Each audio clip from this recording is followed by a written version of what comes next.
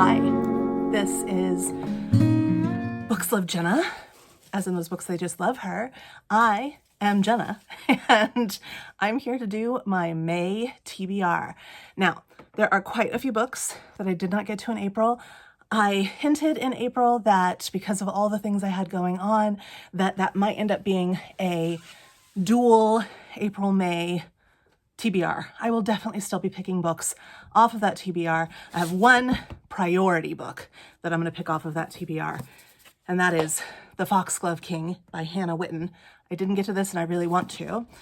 There's one that was on that TBR as a pre-order that I didn't get to, but I'm going to prioritize in May, and that is The Maid's Secret by Nita Prose. I also have this one, which is The Folklore of Forever by Sarah Hogel, and I read this as an arc. It's the second book in a series, a really excellent series. Read this as an arc earlier this year and so enjoyed it that I want to listen to it, and I think I'm going to listen to this on an airplane. As I record this, I still have some time before my air travel. I am planning to read this in a plane, and I've talked about all of those 3 books in previous TBR videos or wrap-ups. So I have 2 books. I have one book from a very long ago TBR that I feel like May might be a good month for, and that is The Beacon Street Bookshop.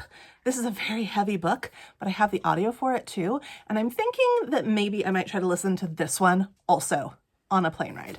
Those 2 are feel-good, romance, solid writing, great storytelling, strong characterization, and they're both the second in a series. I think they'll really draw me in and will be comforting but also entertaining while I'm distracted by noise and movement and discomfort. So an appliance just kicked on and it's making a lot of noise, and I don't know if you can hear it, but I'm just gonna keep going. I also have this one that, although it's not summer, it's almost summer, and it was on a previous TBR last summer.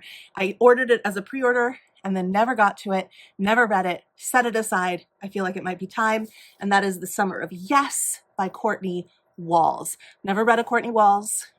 We'll see how this goes. I think this is about a young woman and an old woman, and the old woman is dying, and they're going to have like a Thelma and Louise moment or something. I'm not sure, but it's feel good.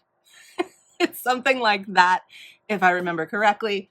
I've got another one that was on a previous TBR that I started but didn't finish, and that was Matt Haig's The Life Impossible. And this one was really compelling. It just wasn't the right moment for me to be reading it. So this one says, when retired math teacher Grace Winters is left a rundown house on a Mediterranean island by a long-lost friend, curiosity gets the best of her. She arrives in Ibiza with a one-way ticket, no guidebook, and no plan. Among the rugged hills and golden beaches of the island, Grace searches for answers about her friend's life and how it ended. What she uncovers is stranger than she could have dreamed. But to dive into this impossible truth, Grace must first come to terms with her past. Filled with wonder and wild adventure, this is a story of hope and the life-changing power of a new beginning. So I am looking forward to this one. I have my Catherine Center. I am going to take a break still from moving forward with Inspector Gamache and Maisie Dobbs. I love those 2 series. Discovered them this year. They are glorious. I really do enjoy them. Just not feeling straight up mystery right now. So I'm holding off on those, but I am going to read my Catherine Center, Happiness for Beginners, and I am really looking forward to this one. I have read this one. No, have I read this one? Yes, I have read this one before. I listened to it on audio. I have, of course, seen the film. I am looking forward to Catherine Center. I am looking forward to Catherine Center. I am always looking forward to Catherine Center. I am reading one Catherine Center a month, every month for 2025, and it's one of the best decisions I think I've ever made. So I have, let's see, where do I want to go from here? I have 4 kind of random books that I would like to read. They're calling to me. I have Emily of Deep Valley by Maud Hart Lovelace. I can't remember if I had this on a previous TBR or not. I've never read anything by this author. I know she wrote the Betsy Tacy books. I know she's really well beloved. This one is about an older character, Emily, from Deep Valley, and she is involved in some kind of work with immigrants, Syrian refugees. She's working with Syrian refugees. And this book was written in 1950. I didn't realize it had illustrations. This book was written in 1950. I'm really interested in this on a lot of levels. So I look forward to trying that one. When I did my recent book haul from Book Outlet several months ago, one of the books that I got was this gorgeous, absolutely beautiful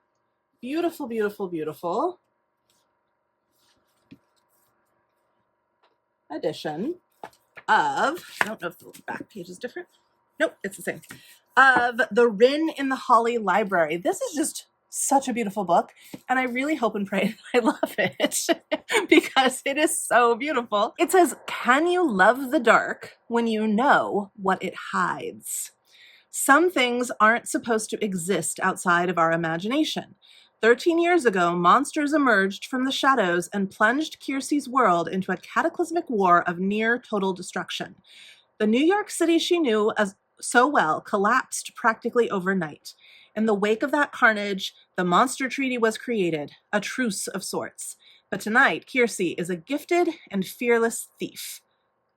A gifted and fearless thief will break that treaty. She'll enter the Holly Library, not knowing it's the home of a monster. He's charming, quietly alluring, terrifying, but he knows talent when he sees it. It's just a matter of finding her price. Now she's locked into a dangerous bargain with a creature unlike any other. She'll sacrifice her freedom, she'll offer her skills. Together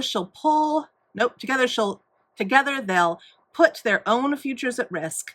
But he's been playing a game across centuries, and once she joins in, there will be no escape." So I'm really hoping I love this. It sounds good to me, and it's beautiful.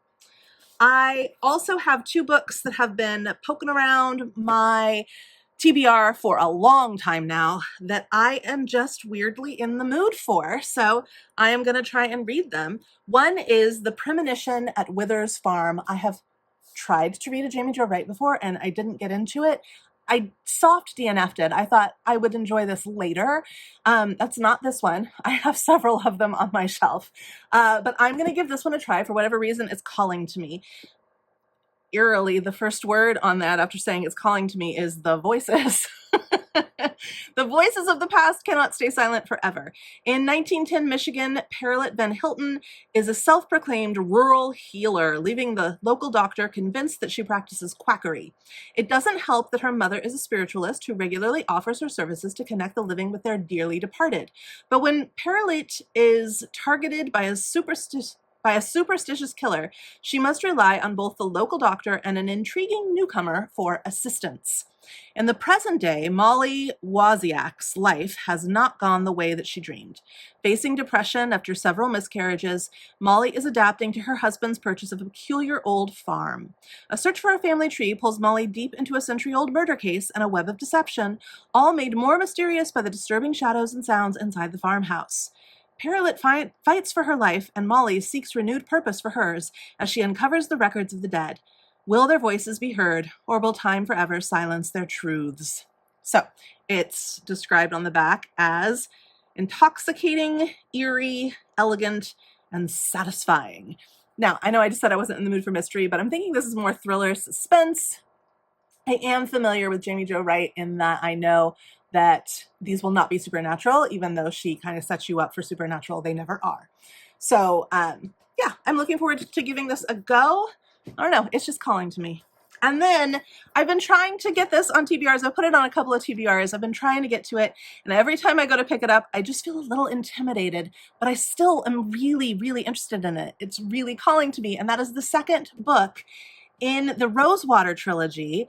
That's called Insurrection. So this one Yeah, I don't think I can read you the back of this one because I think it gives too much away about Rosewater. I read Rosewater as part of a librarian versus librarian summer challenge several years ago. And I was living in a different apartment, had a different dog, like different school I taught at, totally different life. And meant to pick up the next one immediately. And it's been years. So Rosewater, if you haven't read them, by Tade Thompson, it's a sci-fi thriller series, Afrofuturism, definitely dystopian, and there is a big dome where there are things that happen in this dome. There are individuals who can read thoughts and see things. There's so much that I remember very clearly that I cannot tell you. There's maybe angels and demons. There's just all sorts of stuff going on. Aliens, for sure. And drug usage.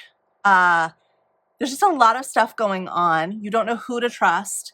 And you're following this one main character who can see into other people's minds and kind of manipulate them. But that also, we learn, means that people can get into his mind and manipulate him as well. There's some romance stuff, but it's more about establishing who can you trust and who can't you trust. It's more about establishing betrayal. It's a fascinating world. It is really dark, and I know that a lot of people seemed to not love the first book, but those that do love it really love it, and I was one of those, which super surprised me because I don't enjoy things about aliens, but also I am not a huge sci-fi person, and I really this is straight up sci-fi dystopian, and I really loved it. I really did. I really liked the writing style. I liked the character development. I liked the plot. Very scary, but I liked it. And so I plan on trying to read Insurrection. Mind you, this is also in addition to several books that I'm not talking about now that I didn't get to read that were on my April TBR. And I have 3 more. These are absolute must-reads. I will absolutely read these 3 books. One, well, I'll just show you 2 because I've already showed you a intro video. But these 2 are for Books Love Everyone. And if you would like to join us for Books Love Everyone, there is a dedicated video out there telling you about these 2 books. And then later on in the month, I'll tell you how you can join a Zoom conversation about them if you would like. But our picks for this month are This Is Happiness by Niall Williams. That's our fiction pick. And our nonfiction pick is The Stubborn Light of Things by Melissa Harrison. I think those 2 are going to be paired really well together. Really looking forward to reading them. If you want to know more about them, again, I have a dedicated video here on my channel. You can find it by going and looking at my videos. I might link it. I don't know. I'm really bad at remembering to link things. The other book and the last book that I'm going to talk about today, this is super short. This may be the shortest TBR I've ever done. Weird. Okay, the last book that I'm going to talk about today is The Wedding People by Alison Esbach, a novel. This is my 12 and 12 book for this month. My friend Meg recommended this one to me. And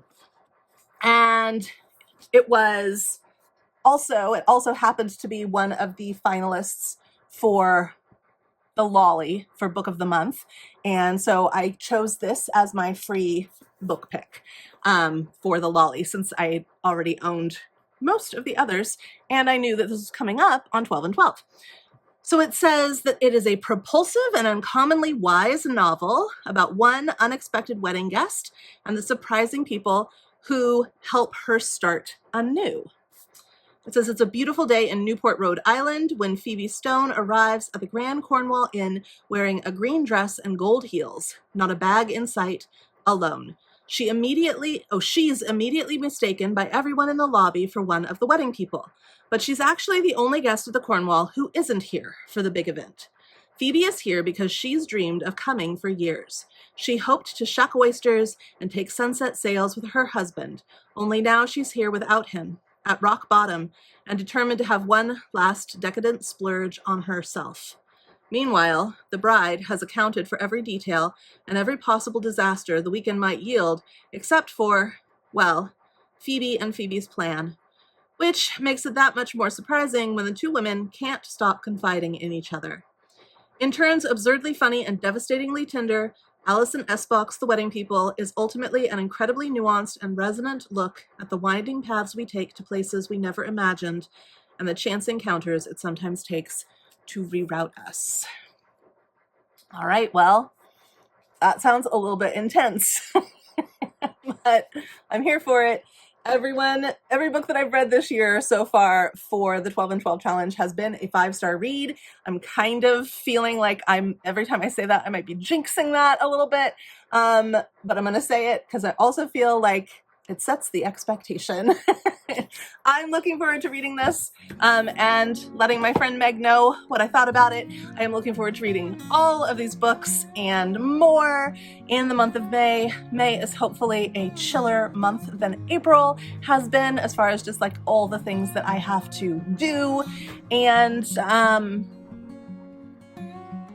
yeah, let's go read.